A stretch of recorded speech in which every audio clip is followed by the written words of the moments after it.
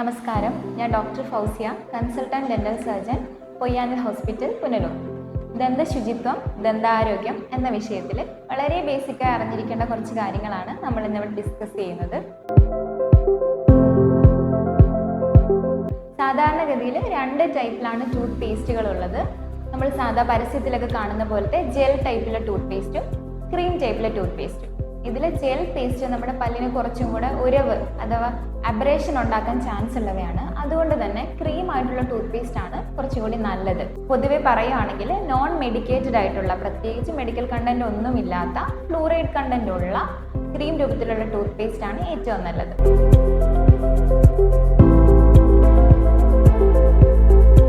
രണ്ട് തരത്തിലാണ് നമുക്ക് ടൂത്ത് ബ്രഷുകൾ അവൈലബിൾ ആയിട്ടുള്ളത്. മാനുവൽ ടൂത്ത് ബ്രഷും ഇലക്ട്രിക് ടൂത്ത് ബ്രഷും. മാനുവൽ ടൂത്ത് ബ്രഷ് എന്ന് പറഞ്ഞാൽ നമ്മൾ സാധാരണ യൂസ് ചെയ്യുന്ന ടൂത്ത് ബ്രഷ് ആണ്. ഇത് തിരഞ്ഞെടുക്കുമ്പോൾ ഇതിൻ്റെ നാര് ബ്രിസ്റ്റിലുകൾ വെച്ചിട്ടാണ് നമ്മൾ തിരഞ്ഞെടുക്കുന്നത്. 3 രീതിയിലാണ് ഇതിൻ്റെ നാരുകൾ വരുന്നത്: ഹാർഡായിട്ടുള്ളത്, മീഡിയം, സോഫ്റ്റ്. ഇതിൽ ഏറ്റവും നല്ലത് സോഫ്റ്റ് ആയിട്ടുള്ള ബ്രിസ്റ്റിലുള്ള ടൂത്ത് ബ്രഷ് ആണ്. ടൂത്ത് ബ്രഷിൻ്റെ ഹെഡിൻ്റെ സൈസ് അനുസരിച്ച് ചെരിഞ്ഞിരിക്കുന്ന ടൂത്ത് ബ്രഷും നേരെയുള്ള ടൂത്ത് ബ്രഷ് കാണാറുണ്ട്. ഇതിൽ നേരെയുള്ള മീഡിയം സൈസുള്ള സോഫ്റ്റ് ബ്രിസ്റ്റിലുള്ള ടൂത്ത് ബ്രഷാണ് ഏറ്റവും നല്ലത്. ഇലക്ട്രിക് ടൂത്ത് ബ്രഷും മാനുവൽ പോലെ നല്ലത് തന്നെയാണ്. കൂടുതലായും ദന്ത ക്രമീകരണ ചികിത്സകളൊക്കെ ചെയ്യുന്ന കുട്ടികൾക്ക് അല്ലെങ്കിൽ കുറച്ചും കൂടെ ക്ലീനിങ് ആവശ്യമുള്ളവർക്ക് ഇത് കുറച്ചും കൂടെ ഉപകാരപ്രദമാണ്. നേരത്തെ പറഞ്ഞതുപോലെ തന്നെ ഒരു സോഫ്റ്റ് ബ്രിസ്റ്റിലുള്ള ടൂത്ത് ബ്രഷ് ഉപയോഗിച്ച് ക്രീം രൂപത്തിലുള്ള നോൺ മെഡിക്കേറ്റഡ് ആയിട്ടുള്ള ഫ്ലൂറൈഡ് കണ്ടന്റ് ഉള്ള ഒരു ടൂത്ത് പേസ്റ്റ് ഉപയോഗിച്ചാണ് ബ്രഷ് ചെയ്യേണ്ടത്.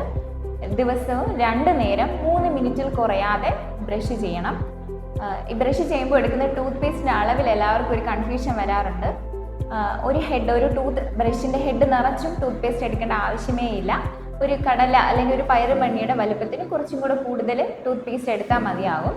ബ്രഷ് ചെയ്യുമ്പോൾ എപ്പോഴും ഈ ടൂത്ത് ബ്രഷിൻ്റെ ഹെഡ് ഒരു 45 ഡിഗ്രി നമ്മുടെ മോണയിലേക്ക് ചരിഞ്ഞ് നിൽക്കുന്ന രൂപത്തിൽ വേണം ബ്രഷ് ചെയ്യാൻ വെക്കാൻ.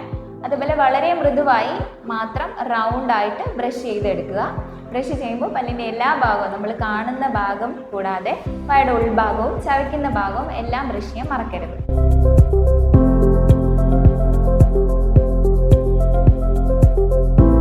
കുഞ്ഞുങ്ങളുടെ ദന്ത സംരക്ഷണം പല്ല് വരുന്നതിന് മുന്നേ തന്നെ സ്റ്റാർട്ട് ചെയ്യേണ്ട ഒന്നാണ്. അതായത് പാല് കുടിക്കുന്ന കുഞ്ഞുങ്ങളിൽ, 6 മാസത്തിന് മുന്നേ ഉള്ള കുഞ്ഞുങ്ങളിൽ അവരുടെ മോണ ഓരോ ഫീഡിന് ശേഷവും നനഞ്ഞ സോഫ്റ്റ് ആയിട്ടുള്ള കോട്ടൺ ക്ലോത്ത് ഉപയോഗിച്ച് തുടച്ച് വൃത്തിയാക്കി കൊടുക്കേണ്ടതായിട്ടുണ്ട്. 6 മാസത്തിന് ശേഷം എപ്പോൾ വേണമെങ്കിലും പല്ലുകൾ വന്നു തുടങ്ങാം. പാൽപ്പല്ലുകൾ വന്നതിന് ശേഷം സോഫ്റ്റ് ബ്രിസ്റ്റുള്ള ഫിംഗർ ബ്രഷുകൾ ഉപയോഗിച്ച് അവരുടെ പല്ല് വൃത്തിയാക്കാവുന്നതാണ്. പിന്നീട് പല്ല് വരുന്നതിനനുസരിച്ചും കുഞ്ഞുങ്ങളുടെ വയസ്സിനനുസരിച്ചും ബ്രഷ് മാറ്റി മാറ്റി ഉപയോഗിക്കാം. കുഞ്ഞുങ്ങളുടെ പേസ്റ്റ് ഉപയോഗത്തെ പറ്റി നോൺ ഫ്ലൂറിഡേറ്റഡ് ആയിട്ടുള്ള പേസ്റ്റാണ് ഇവർക്ക് നല്ലതെന്ന് പറയാറുണ്ട്. പക്ഷേ American academy of paediatric dentistry ഒരു ചെറിയ എമൗണ്ട് ഓഫ് ഫ്ലൂറൈഡ് കണ്ടന്റ് ഉള്ള പേസ്റ്റുകൾ കുഞ്ഞുങ്ങൾക്ക് ഉപയോഗിക്കാം.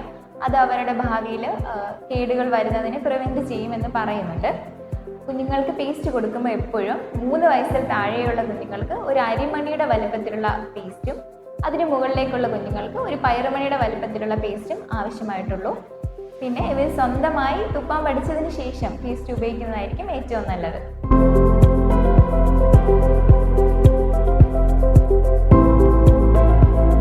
എല്ലാവർക്കും ബുദ്ധിമുട്ടുണ്ടാകുന്ന ഒരു കാര്യമാണ് ഭക്ഷണത്തിന് ശേഷം പല്ലിൻ്റെ ഇടയിൽ ഫുഡ് കയറിയിരിക്കുന്നത്. സാധാരണഗതിയിൽ നാരുകൾ അടങ്ങിയ ഫുഡ് കഴിക്കുമ്പോൾ അല്ലെങ്കിൽ മാംസം കഴിക്കുമ്പോഴാണ് എപ്പോഴും ഇങ്ങനൊരു അവസ്ഥ ഉണ്ടാകുന്നത്. എല്ലാവരും ചെയ്യുന്നത് ഷാർപ്പായിട്ടുള്ള പിൻ അല്ലെങ്കിൽ ടൂത്ത് പിക്ക് ഉപയോഗിച്ച് ഇത് എടുത്ത് കളയുന്നതാണ്. ഇങ്ങനെ ചെയ്യുന്നതിലൂടെ ആ കുഴിവ് കൂടുകയും പിന്നെയും അവിടെ ഫുഡ് കയറാനായിട്ടുള്ള ചാൻസ് കൂടുതലാണ്. ശരിക്കും ഉപയോഗിക്കേണ്ടത് ഡെന്റൽ ഫ്ലോസ് അഥവാ നൂല് പോലത്തെ ഉപകരണങ്ങളുണ്ട്, നമുക്ക് മാർക്കറ്റിലൊക്കെ വാങ്ങാൻ കിട്ടുന്നതാണ്. ഈ ഡെന്റൽ ഫ്ലോസ് ഉപയോഗിച്ച് പല്ലിനിടയിലുള്ള ഫുഡ് വളരെ ഈസി ആയിട്ട് റിമൂവ് ചെയ്ത് കളയാൻ പറ്റും. ഡെന്റൽ ഫ്ലോസ് ഉപയോഗിക്കാൻ പറ്റാത്തവർക്ക് വളരെ നേർത്ത ബ്രിസ്റ്റിലുകളുള്ള ഇൻ്റർ ഡെന്റൽ ബ്രഷുകളൊക്കെ അവൈലബിൾ ആണ്. ഇതിൽ കുറച്ചുകൂടി അഡ്വാൻസ്ഡ് ആയിട്ട് വാട്ടർ ഫ്ലോസറൊക്കെ ഇപ്പോൾ അവൈലബിൾ ആണ്. ഇത് ഇലക്ട്രിക്കലി ചാർജ് ചെയ്യുന്ന ഉപയോഗിക്കുന്ന ഒരു ഉപകരണമാണ്. വാട്ടർ ജെറ്റ് സ്പ്രേ ഉപയോഗിച്ച് ഇതിൻ്റെ സ്പീഡൊക്കെ അഡ്ജസ്റ്റ് ചെയ്ത് നമുക്ക് വളരെ എഫക്റ്റീവായിട്ട് പല്ലിനിടയിൽ കുടുങ്ങിയിരിക്കുന്ന ഫുഡ് എടുത്ത് കളയാനായിട്ട് പറ്റും.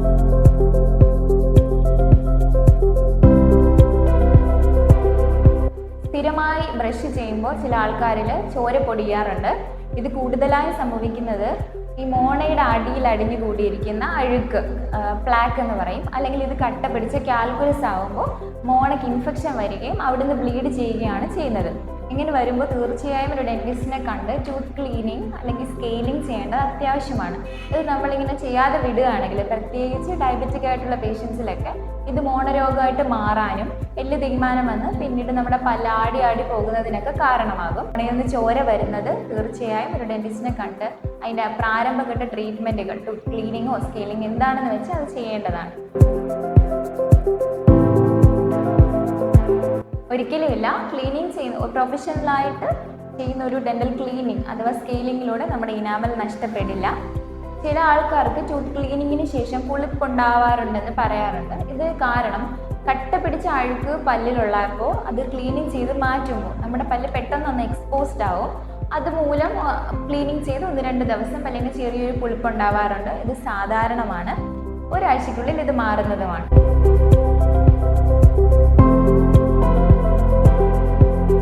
പല്ല് പുളിപ്പ് സാധാരണയായിട്ട് ഉണ്ടാകുന്നത് നമ്മുടെ പല്ലിൻ്റെ ഏറ്റവും പുറത്തെ പാളിയായിട്ടുള്ള ഇനാമൽ നഷ്ടപ്പെടുമ്പോഴാണ്. ഈ ഇനാമൽ നഷ്ടപ്പെടാൻ പല കാരണങ്ങളുണ്ട്. ഏറ്റവും പൊതുവായി പറയുകയാണെങ്കിൽ നമ്മൾ ഒരുപാട് അസിഡിക് ആയിട്ടുള്ള ശീതള പാനീയങ്ങൾ, ഫുഡുകൾ കഴിക്കുന്നത് മൂലം, അല്ലെങ്കിൽ നമ്മുടെ ബ്രഷിംഗ് ഹാബിറ്റ് ശരിയാവുന്നില്ല, ഹാർഡായിട്ടുള്ള ടൂത്ത് ബ്രഷ് ഉപയോഗിക്കുന്നു, വളരെ വിഗറസ് ആയിട്ട് ബ്രഷ് ചെയ്യുന്നു, ഇങ്ങനെ ഉണ്ടാവാറുണ്ട്. പിന്നെ ചില ആൾക്കാർക്ക് രാത്രിയിലൊക്കെ കിടക്കുമ്പോൾ പല്ലെറുമ്പുന്ന ഒരു സ്വഭാവക്കാരുണ്ട്. അങ്ങനെയുള്ള ആൾക്കാരിലൊക്കെ ഇനാമൽ ഒരുപാട് നഷ്ടപ്പെടും.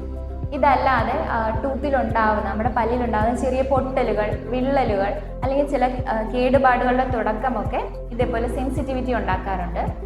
ഇത് കൂടാതെ ചില ആൾക്കാരിൽ മോണ ഇറക്കം പോലെയുള്ള അസുഖങ്ങൾ ഉണ്ടാവാറുണ്ട്. ഇത് നമുക്ക് ഏജ് ആവുന്നതിലൂടെയും അല്ലെങ്കിൽ മോണരോഗം മൂലമൊക്കെ ഉണ്ടാകുന്നതാണ്. ഇതെല്ലാം പല്ലിന് സെൻസിറ്റിവിറ്റി ഉണ്ടാക്കുന്ന കാര്യങ്ങളാണ്. അപ്പോൾ ഇതിൻ്റെ സ്റ്റേജ് അനുസരിച്ചാണ് ട്രീറ്റ്മെൻറ്റ് പ്ലാൻ ചെയ്യുന്നതും. ഇനിഷ്യൽ സ്റ്റേജൊക്കെ ആണെങ്കിൽ നമുക്ക് ഡീസെൻസിറ്റൈസിങ് ടൂത്ത് പേസ്റ്റുകൾ ഉപയോഗിച്ചുകൊണ്ട് ഇത് കൺട്രോൾ ചെയ്യാവുന്നതേ ഉള്ളൂ.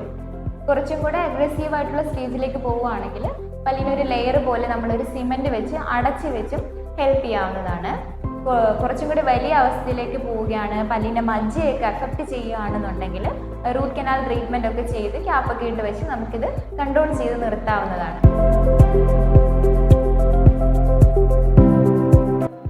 പല ആൾക്കാരിലും ഉള്ളൊരു തെറ്റിദ്ധാരണയാണ് ടൂത്ത് ബ്രഷിങ്ങിന് പകരമായി മൗത്ത് വാഷസ് യൂസ് ചെയ്യാൻ പറ്റും എന്നുള്ളത്. ആക്ച്വലി അങ്ങനെയല്ല. മൗത്ത് വാഷസ് എപ്പോഴും ഒരു ടൂത്ത് ക്ലീനിങ് അഥവാ സ്കെയിലിംഗ് ഒക്കെ കഴിഞ്ഞ് ഡോക്ടർ പ്രിസ്ക്രൈബ് ചെയ്യുന്ന സമയത്തേക്ക് മാത്രം, പ്രിസ്ക്രൈബ് ചെയ്യുന്ന അളവിൽ മാത്രം ഉപയോഗിക്കേണ്ട ഒന്നാണ്. അനാവശ്യമായിട്ട് അല്ലെങ്കിൽ ഒരുപാട് നാൾ ഈ മൗത്ത് വാഷസ് ഒക്കെ ഉപയോഗിച്ചാൽ നമ്മുടെ പല്ലിൽ കറ പിടിക്കാനും പിന്നീട് ഭയങ്കരമായ വായ വരൾച്ചയ്ക്ക്, ഡ്രൈ മൗത്ത് എന്നുള്ളൊരു കണ്ടീഷനിലോട്ടൊക്കെ ഇത് കൊണ്ടുപോകും. അതുകൊണ്ട് തന്നെ മൗത്ത് വാഷസ് എപ്പോഴും ഡോക്ടർ പ്രിസ്ക്രൈബ് ചെയ്യുമ്പോൾ മാത്രം, ആ സമയത്തേക്ക് മാത്രം ഉപയോഗിക്കുക. എപ്പോഴും ഒരു നോൺ ആൽക്കഹോളിക് കണ്ടന്റുള്ള മൗത്ത് വാഷസ് ആണ് ഉത്തമം.